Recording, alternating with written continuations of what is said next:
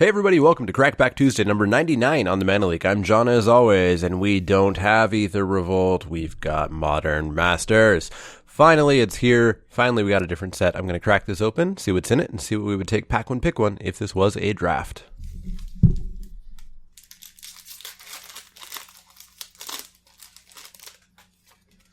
Up first, we have an Auger Spree. Auger Spree is 1 black-red for an instant. Target creature gets +4/-4 until end of turn. Fairly solid removal spell. I don't know that I've ever, in the history of playing this card, and I've played with this card a lot, ever used this as a pump spell. But it's a solid removal spell. It's not really a first pickable one because it's definitely not unconditional, but a decent card nonetheless. Avacyn's Pilgrim is up next, a single green mana for a creature human monk. It's 1/1, tap it, add a white mana to your mana pool. I love Avacyn's Pilgrim. Very solid ramper. Green-white is a deck that would love extra mana to get more creatures out, whether they're big gigantic ones or a ton of little ones. Very solid card. We'll keep this in frame for right now. I could see myself first picking it. I'm hoping, really hoping I don't have to, but I could see myself first picking it in a pretty bad pack.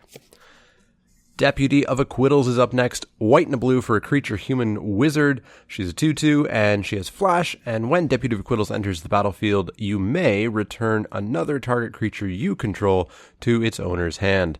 Yeah, I like Deputy of Acquittals. It's a bear. It's a little bit hard to cast, but it has flash, which is really nice. It's got a little bit of an ambush viper quality going there, and being able to bounce something back to your hand to recast it to get another ETB effect is pretty solid. However, not really a first pick.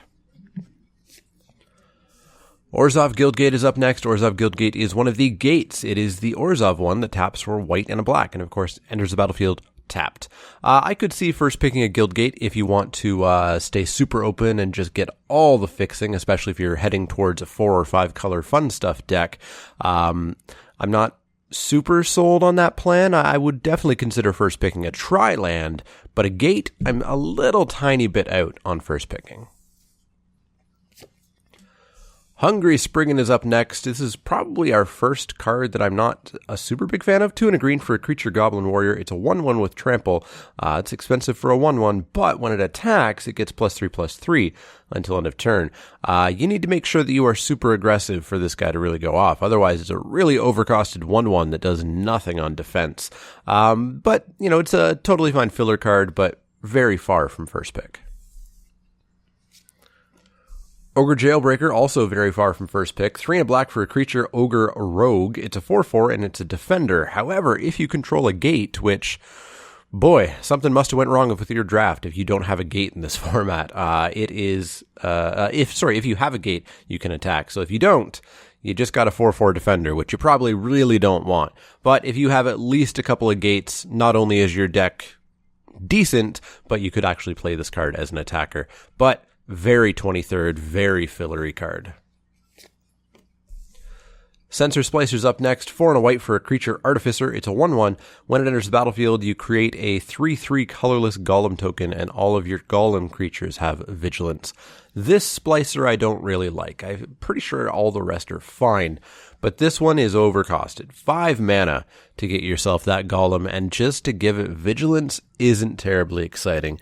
Now, if you're giving your flying golems vigilance, that's really cool. If you're giving your first strikey golems vigilance, that's really cool. But just giving golems vigilance, not a big fan. So Sensor Splicer can stay in the packs pretty late. Kraken Hatchling, not good either. Single blue mana for a creature Kraken. It's an 0/4, and that's it.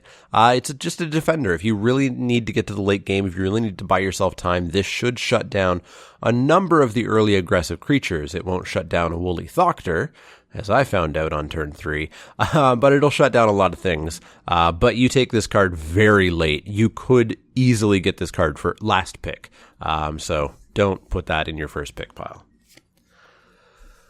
Mog Flunkies is up next. 1 and a red for a creature goblin. They're a 3/3. They can't attack or block alone. They must attack or block with somebody else. Yeah, it's fine. It's a fine aggressive card if you're in red, but it's, again, kind of like Kraken Hatchling. Super, super, super late. You could probably get it. Maybe not last pick, but the last few picks for sure.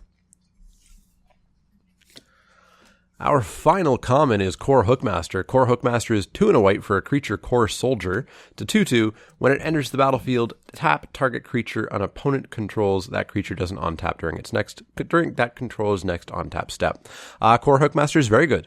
3 mana for a 2/2 with the freeze ability. I really like Core Hookmaster. For this pack, at least, I'm going to consider it in the first pick pile until we get to the uncommons and the rare and the foil, of course. But yeah, kind of like the Pilgrim, I wouldn't be super happy with the pack if that's what I first picked. Our first uncommon is a Mist Meadow Witch. Mist Meadow Witch is 1 and a hybrid white-blue, so 1 white or 1 blue. For a creature Kithkin Wizard, she's a 1/1, and you can pay 2 white and a blue to exile target creature, return that creature to the owner's battlefield at the beginning of the next end step. Very great little flicker ability. Of course, Orzhov is very big into flickering to get more tokens, to get more ETB effects, to get more bounces off your Mist Ravens, etc. I could definitely see first picking a Mist Meadow Witch and just kind of jumping in that lane and going hard into Esper or Bant Flicker. Tower Gargoyle is up next. Speaking of Esper, this is 1 white, blue, black for a artifact creature gargoyle. It's a flying 4/4, and that's it. It is a totally vanilla-costed creature that happens to have a very relevant and powerful ability on a vanilla-costed creature. 4/4 flyer is going to get there in a lot of games, and of course blue-white is super happy with the flyers, and if you're in the Esper plan, this is very, very solid. I don't think I would first pick it because it is plain French vanilla, as they call it, but still utterly fine. I'd pick this relatively highly as soon as I know I'm going into Esper. Until then, it can stay in the packs. Our final uncommon is Arcanus Spinner. Arcanus Spinner is 5 and a green for a creature spider, 5/7 reach. It's a whole lot of big numbers there. As well, you can tap an untapped spider you control, which is probably just going to be the spinner, unless you picked up a penumbra spider as well, to search your graveyard and or library for a card named Arachnus Web, and put it onto the battlefield attached to target creature. If you search your library this way, shuffle it. Arcanus Web is an enchantment that basically taps down creatures and stops them from being able to attack or block, but it falls off when they get big, when their power becomes 4 or greater. So it doesn't answer bombs, and a single pump spell can take it off of whatever it's on. So I'm not a huge fan of Arcanus Web. It is fine. I'm just not a huge fan of it. Arcanus Spinner, same thing. It's super overcosted. 6 mana. You get a 5/7, but I think there's just better things to do with your mana generally. That being said, if you've really built the ramp deck, if you have a multiple Signet deck, multiple Avacyn's Pilgrim deck, and this thing comes down on turn 5, maybe turn 4 if you get super lucky, then it gets a little bit better. That being said, I'm not going to first pick it. I'm going to be in that deck and then take a spinner. Well, we got our first pick mythic. Voice of Resurgence. Voice of Resurgence, green-white for a creature elemental. It's a 2/2. Whenever an opponent casts a spell during your turn, or when Voice of Resurgence dies, create a green and white elemental creature token with this creature's power and toughness are each equal to the number of creatures you control. Voice of Resurgence is really, really good. It shuts down removal and counter and burn and etc. because you're just going to get more and more creatures, which are going to get more and more bigger as you get more and more creatures, the more players try to interact on your turn. That being said, even if this dies, you still get one of those potentially big, especially in green-white, because there is a huge grow-wide strategy in green-white token. And then you can populate the tokens and just go off. Voice of Resurgence is a really, really good card. It's also like $13 or so. So, it pays for a pack. It would normally pay for a draft, but not in this draft format, of course. But yeah, Voice of Resurgence, really, really good. Our foil is not going to change our decision. It is a Gruul War Chant. I feel like this is like my 4th foil Gruul War Chant in various sets. 2 red-green for enchantment. Attacking creatures you control get +1/+0 and have menace. Really good enchantment. This really, really powers up the aggro decks, and you could first pick it if you wanted to just go heavy into aggro.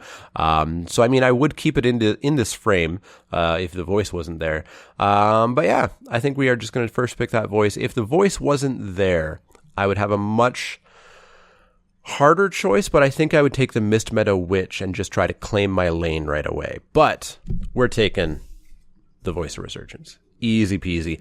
Let me know what you would have taken in the comments down below. Would you have taken the voice? If you wouldn't have, why not? And what would you have taken instead? And what would you have taken if the voice wasn't there? Would it have been the witch? Would it have been the war chant? Would it have been the pilgrim? Let me know. Comments down below. As always, if you have any questions, comments, or suggestions, you can find me on Twitter at The Mana Leak. That's L-E-E-K, like the vegetable, not the card. You can also find me at facebook.com/TheManaLeak, twitch.tv/TheManaLeak, and patreon.com/TheManaLeak, where you can work your way towards earning one of these playmats. There are 5 out in the wild right now, I think. And within the next few months, we're going to be up to 10 playmats out in the wild. So check that out for sure. As always, if you have any questions, comments, or suggestions, let me know. Otherwise, see you all next time.